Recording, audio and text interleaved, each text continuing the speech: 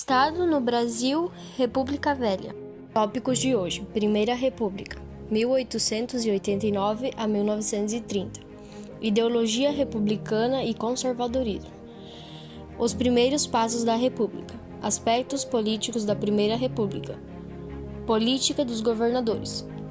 Políticas dos governadores e do café com leite. Coronelismo e voto cabresto. Primeira República. Ideologia republicana e conservadorismo. O que os republicanos defendiam no manifesto? Um grupo de fazendeiros do Oeste Paulista e profissionais liberais, com o objetivo de aumentar seu espaço na política, divulgaram em 1870 um manifesto republicano que defendia o federalismo e a república. O manifesto era favorável que o Brasil seguisse a república com outros países da América. Qual a ideologia do conservadorismo? O conservadorismo ou conservantismo é uma filosofia social que defende a manutenção das instituições sociais tradicionais no contexto da cultura e da civilização.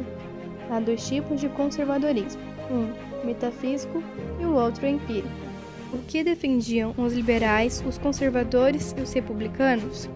Os conservadores defendiam um governo imperial forte e centralizado, enquanto os liberais lutavam por uma descentralização, concedendo certa autonomia às províncias.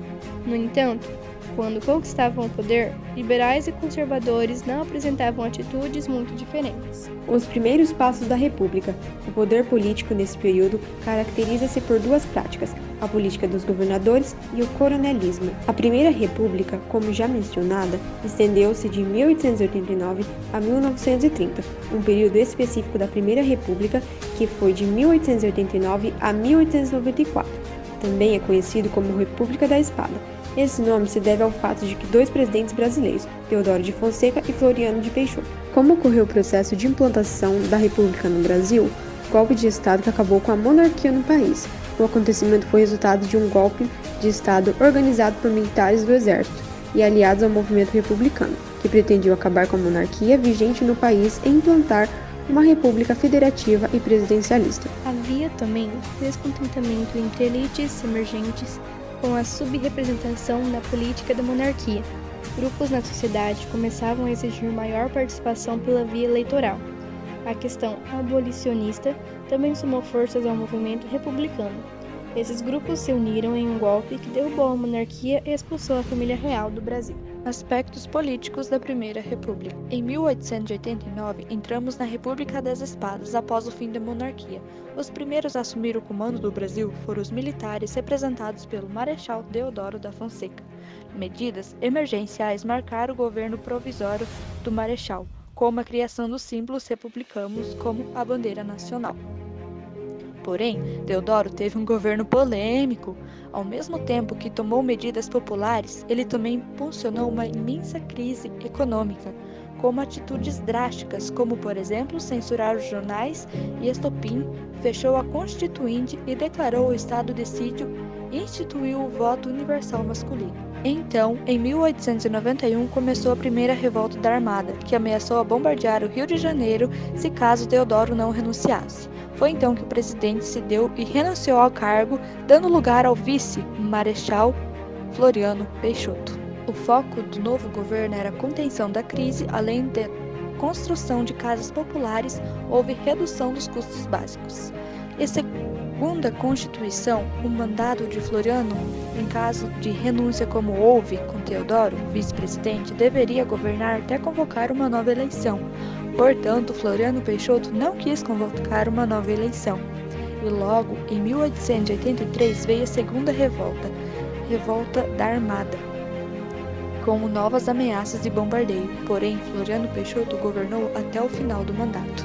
E a partir daí começou a famosa República Oligarca, em 1894, onde foi eleito o Paulista Prudente de Moraes, o primeiro presidente civil do país. Assim, dando início à República do Café com Leite, marcado por uma alternância no poder dividido entre duas oligarquias, Minas Gerais e São Paulo. A política dos governadores, o voto de cabresto e o coronelismo marcaram de forma significativa esse importante período republicano. Assim, explodiu a Guerra dos Canudos e a Guerra Incontestável. transformou-se numa profunda indignação militar, revolta da Chibata. Esses eventos refletiam ao caos na segurança e desordem do Estado. Em 1930, o Brasil ainda vivia, além das crises econômicas, uma grave crise política marcada pela cisão oligárquica nas eleições presidenciais. Tudo isso acabou culminando na chamada Revolução de 30, ou Golpe de 1930, como preferiu chamar, onde, mesmo derrotado nas eleições, Getúlio Vargas, apoiado pelos tenentes, derrubaram o governo de Washington e impediram a posse de Getúlio Prestes e assume a presidência do país, dando início à Era Vargas, que foi o fim da Primeira República e o começo de uma nova era. Política dos governadores. Como funcionava?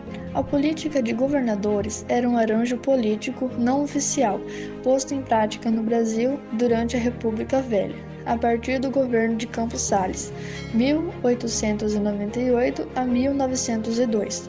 Esse arranjo garantia que não houvesse oposição, tanto aos governos estaduais quanto ao governo federal. Tinha forte relação com o coronelismo, que era a troca de favores entre coronéis e seus currais eleitorais, que era a população da região do coronel e que eram impelidos a escolher os candidatos que ele indicava.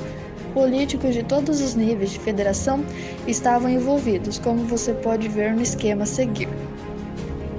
No topo do arranjo da política dos governadores estava o presidente da República. Para não ter problemas com os estados, ele se comprometia a não se intrometer na política estadual. Com essa condição, os presidentes de estados também davam apoio à União, esses como os deputados e senadores eleitos por cada estado. Os presidentes de estado, que hoje chamamos de governadores, se beneficiavam dos votos garantidos pelos coronéis. Nesse sistema informacional, eles também ofereciam apoio ao presidente da República, desde que ele não interferisse na política estadual. Da mesma forma, deputados federais e senadores, indicados pelos coronéis, eram eleitos e não se opunham ao governo federal no Congresso. Os coronéis eram senhores de terra muito abastados. Eles recebiam esse título da Guarda Nacional, criada para conter revoltas populares durante a República Velha. Os coronéis tinham influência política e conseguiam os votos para eleger os presidentes de estado, que eram os governadores. Em troca, os coronéis ofereciam diversos favores aos eleitores e não sofriam interferência do presidente de estado. O curão eleitoral era a área sobre a qual os coronéis tinham influência política. Nela, os eleitores escolhiam o candidato do coronel, isto era, assegurar pelo voto de cabresto, voto aberto que podia ser facilmente identificado pelo coronel. Política dos governadores e do café com leite. A política dos governadores iniciou-se após a fase republicana denominada República da Espada, 1889 a 1894, que teve como presidentes Marechal Deodoro de Fonseca e Marechal Floriano Peixoto, e seu final foi determinado pela Revolução de 1930, com a ascensão de Getúlio Vargas ao poder. Instalou-se o poder dos governadores do estado, que tinham grande autonomia em relação ao governo federal e se articulavam para escolher os presidentes da República, que tinham um mandato de 4 anos sem direito à reeleição.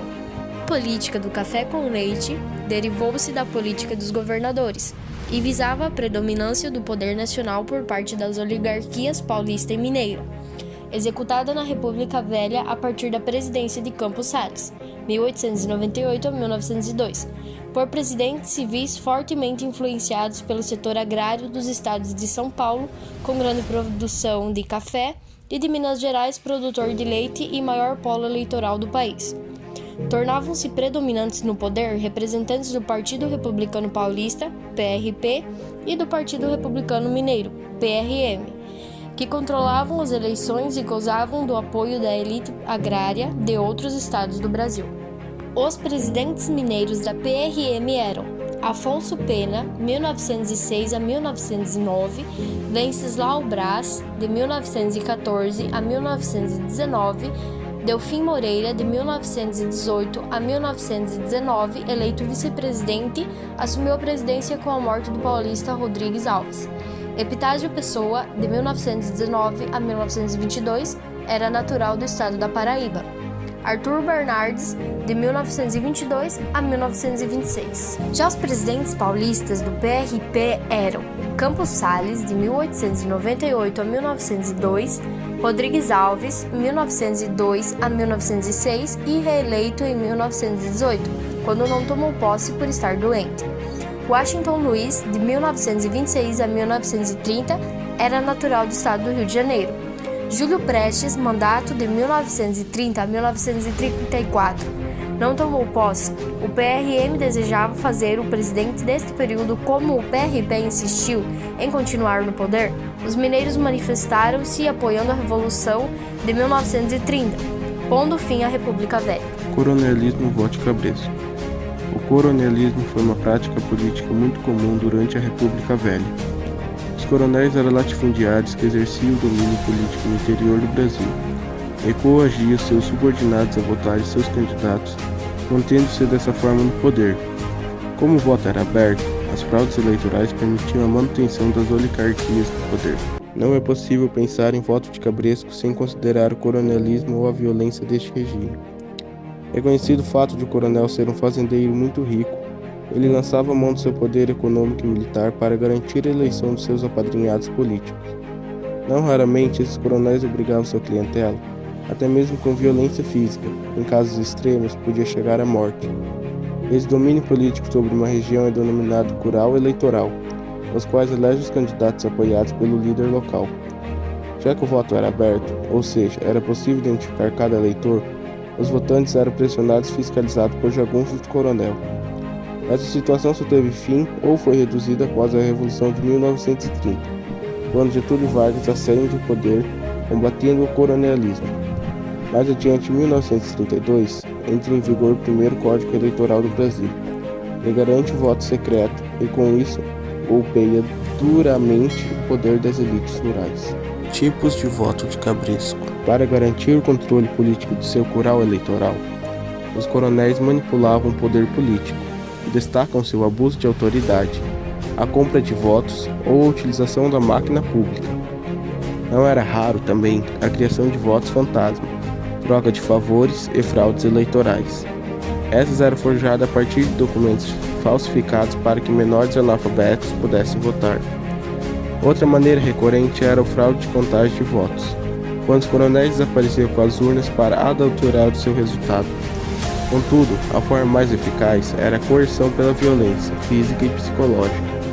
Atualmente, as práticas de voto de cabresco tornaram-se mais sofisticadas. Elas continuam a vigorar, inclusive nos centros urbanos, onde a figura paramilitar a exerce a violência são as milícias. Este grupo foi composto por Jaqueline, Natália, Lucas, Vanessa, Diane e Paloma. Nós agradecemos pela sua atenção.